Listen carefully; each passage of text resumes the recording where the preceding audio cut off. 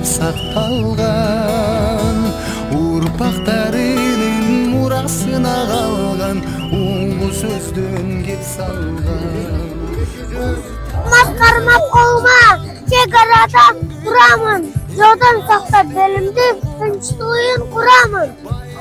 Bayramımızlar mene. Урматтуу беке коргоочулар, урматтуу баткен эли, сиздерди 23 февраль ата мекенди коргоочулар күнү менен куралдуу күчтөрдүн башкы кол башчысы урматтуу Жапаров Садыр Нуркожоевичтин атынан жана өзүмдүн атыман чын дилимден куттуктаймын.